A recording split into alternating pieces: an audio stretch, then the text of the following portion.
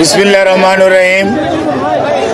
উপস্থিত সাংবাদিক ভাই ও বোনেরা, আসসালামু আলাইকুম। বাংলাদেশ জাতীয়তাবাদী দলের চেয়ারপারসন দেশনেত্রী বেগম খালেদা জিয়া অসুস্থ অবস্থায় এবার কেয়ার হসপিটালে চিকিৎসাধীন আছেন গত 23শে নভেম্বর দিবাগত রাত্র থেকে।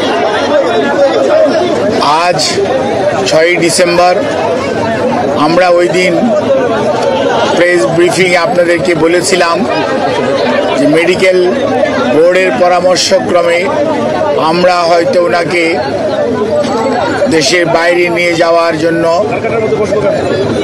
সর্বোচ্চ পর্যায়ের চেষ্টা অব্যাহত রেখেছিলাম, কিন্তু ওনার যে এয়ার অ্যাম্বুলেন্স যেটি কাতার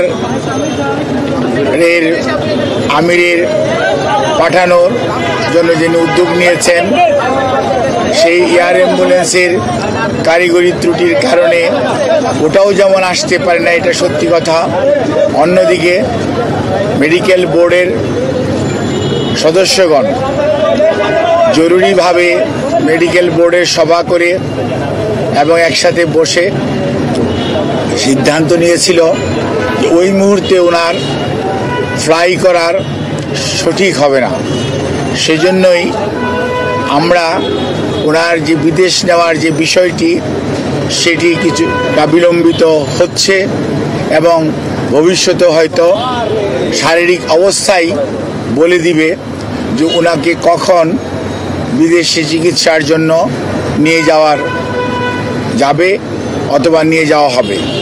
কাজেই এখন আমাদের মেডিকেল অ্যাম্বুলেন্স সবসময়ই প্রস্তুত আছে, কিন্তু প্রস্তুত থাকলেও সর্বোচ্চ পর্যায়ে দেশনেত্রী বেগম খালেদা জিয়ার সুচিকিৎসা এবং ওনার সেফটি অ্যান্ড সিকিউরিটি অর্থাৎ চিকিৎসাগত দিক থেকে এইটি অত্যন্ত প্রাধান্য পাচ্ছে সর্বত্রই।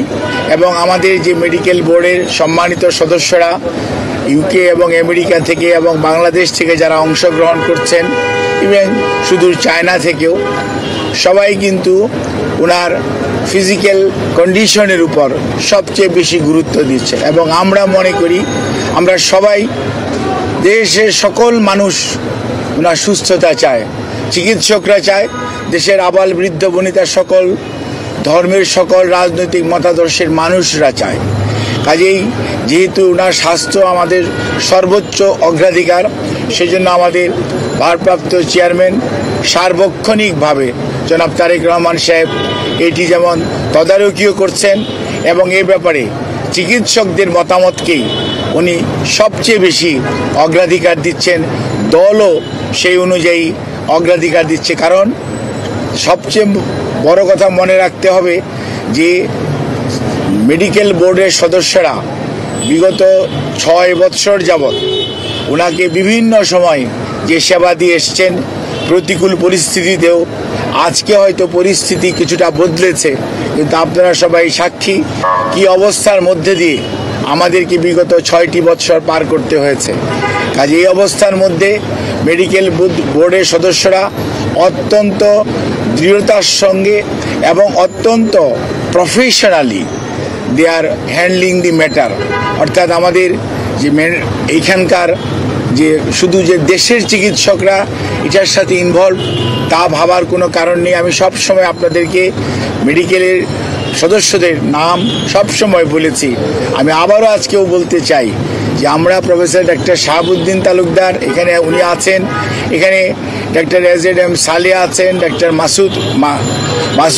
মাসুম কামাল আছেন এবং ডক্টর জিয়াউল হক আছেন, ডক্টর জাফর ইকবাল আছেন এবং সেই সাথে আমাদের ব্রিগেডিয়ার সাইফুল ইসলাম আছেন এবং এর বাইরেও ডক্টর সিজান অর্থাৎ লুৎফুল আজিজ উনিও আছেন, professor A Q M. Mohsin, professor doctor Shamsul Arefin এবং ওনার প্রধান চিকিৎসক ডক্টর ফখরুদ্দিন মোহাম্মদ সিদ্দিকী এবং doctor professor doctor Nuruddin Ahmed, এনারা বাংলাদেশ থেকে আছেন। এর বাইরেও সব সময় ওনার চিকিৎসার ব্যাপারে জন পেট্রিক কেনেডি এবং জেনিফার ক্রস এবং প্রফেসর গোল্ডস্টোন, এই 3জন লন্ডন ক্লিনিকের চিকিৎসক, এবং প্রফেসর ডক্টর রিচার্ড, উনি হচ্ছে লন্ডন ব্রিজ হসপিটাল অর্থাৎ আপনার কিংস কলেজের উনি প্রফেসর, উনি আছেন।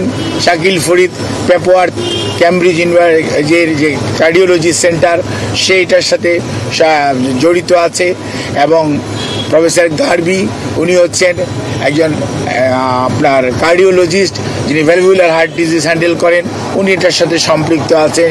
এবং ইউএসএ থেকে প্রফেসর হাবিবুর রহমান লুলু এবং professor John Hamilton, professor doctor Hamid Rao, professor doctor Rafiquddin Ahmed, professor doctor Jorjis, এনারা কিন্তু ওনার চিকিৎসার সাথে সম্পৃক্ত আছেন। কাজেই সব সময় এই চিকিৎসার সমন্বয়ের জন্য ডক্টর জুবাইদা রহমান, উনি আগে লন্ডনে ছিলেন, গতকালকে উনি এসছেন, এবং উনিও সার্বক্ষণিকভাবে এই চিকিৎসা মেডিকেল বোর্ডের সকাল বিকাল যে মেডিকেল বোর্ড বসে পরামর্শ করে সেই সমস্ত বিষয়ে উনি অংশগ্রহণ করেন, এবং সার্বিকভাবে ওনার পরিবারের সদস্যদের মধ্যে বিশেষ করে সৈয়দ শামেলা রহমান এবং শামীম ইস্কান্দার সাহেব সহ পরিবারের সদস্যরাও এই মেডিকেল বোর্ডের সভা বসার পরবর্তীতে তাদেরকেও এবং আমাদের ভারপ্রাপ্ত চেয়ারম্যান জনাব তারেক রহমান সাহেবকে, আমাদের দলের মহাসচিব মির্জা ফখরুল ইসলাম আলমগীর সহ দলের সর্বোচ্চ পর্যায়ে নেতৃবৃন্দকে যথাযথভাবে অবহিত করে রাখা হয়েছে।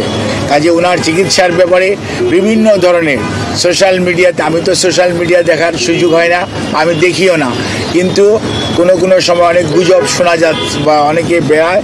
আমি সবাইকে অনুরোধ করব, দয়া করে দেশনেত্রীর এর প্রতি যদি আপনাদের শ্রদ্ধা এবং ভালোবাসার নিদর্শন স্বরূপ বিনীতভাবে অনুরোধ করব, আপনারা দয়া করে যে শোট ফ্যাক্ট এটার বাইরে কেউ গুজব ছড়িয়ে মানুষকে দয়া করে বিভ্রান্ত করবেন না, এবং শুধুমাত্র আল্লাহ রাব্বুল আলামিনের কাছে দোয়া করেন আল্লাহর অশেষ সহমতে সব সময় উনি এসছেও প্রতিকূল অবস্থা থেকে আল্লাহ ওনাকে সুস্থ করেছেন। আপনাদের সবার দোয়ায় আমরাও এবার এবং মেডিকেল বোর্ড অত্যন্ত আশাবাদী যে এবারও ওনার যে শারীরিক জটিলতা এটা থেকে আপনাদের দোয়া এবং আল্লাহর অশেষ মেহেরবানিতে ইনশাআল্লাহ দেশনেত্রী বেগম খালেদা জিয়া সুস্থ হবেন। আর বিদেশে যাওয়ার ব্যাপারে আমাদের সর্বোচ্চ প্রস্তুতি রয়েছে। যখনই ওনাকে বিদেশ নেওয়ার জন্য মেডিকেল বোর্ড যথোপযুক্তভাবে তৈরি মনে করবেন, শারীরিকভাবে মনে হবে যে ওনাকে সেফলি ট্রান্সফার করা যাবে, কারণ মনে রাখতে হবে 12 থেকে 14 ঘন্টা যখন আপনি এয়ার ফ্লাই করবেন তখন যে হাই অল্টিটিউডে মানুষের শারীরিক যে পরিবর্তন হয় সেটির সাথে খাপ খাওয়ানো একজন অসুস্থ মানুষের পক্ষে সব সময় সম্ভব হয় না। কাজে এই জিনিসটি খেয়াল রেখে আপনারা দয়া করে বিভ্রান্ত হবেন না, দয়া করে কেউ বিভ্রান্তি ছড়ানোর চেষ্টা করবেন না। সর্বোচ্চ পর্যায়ে কাতার গভর্নমেন্ট এবং আমাদের যে অন্তর্বর্তীকালীন সরকার সর্বোচ্চ পর্যায়ে সহযোগিতা আমাদেরকে করছেন, এবং তারা ওনাদের বিদেশে নেওয়ার ব্যাপারে ওনাদের যে সহযোগিতা অব্যাহত রেখেছেন। বাট ওনার শারীরিক সুস্থতা এবং চিকিৎসা মেডিকেল বোর্ডের যখন পরামর্শ হবে তখনই ইনশাআল্লাহ ওনাকে বিদেশে নিয়ে যাওয়ার হবে। তবে সবার আগে মনে রাখতে হবে ওনার চিকিৎসাটাই সর্বোচ্চ প্রাধান্য পাবে। সেই জন্যই ওনাকে চিকিৎসার জন্যই এখানকার হাসপাতালের কর্তৃপক্ষ এবং সেই সাথে কর্মরত সকল পর্যায়ের স্টাফস যারা ওনার চিকিৎসার সাথে সম্পৃক্ত, যারা চিকিৎসার সাথে সম্পৃক্ত না, সবাই সহযোগিতা করছেন। সর্বোচ্চ পর্যায়ে হাসপাতালে ভর্তিকৃত অনেক রুগী এবং রুগীর আত্মীয় স্বজন আমাদের অনেক আবেগপ্রবণ আমাদের সহকর্মীদের কারণে হয়তো অনেকভাবে বাধাগ্রস্ত হচ্ছেন। সেজন্য আমরা আপনাদের কাছে যারা একটু মনে কষ্ট পাচ্ছেন তাদের কাছে আমরা ক্ষমা প্রার্থী, আপনাদের সহযোগিতা চাই, এবং সর্বোচ্চ পর্যায়ে আপনাদের সহযোগিতা ছাড়া আমরা সত্যিকার অর্থে ওনার চিকিৎসা কার্যক্রম অব্যাহত রাখা কষ্ট হবে। একথা বলি আমি আমার বক্তব্য শেষ করছি।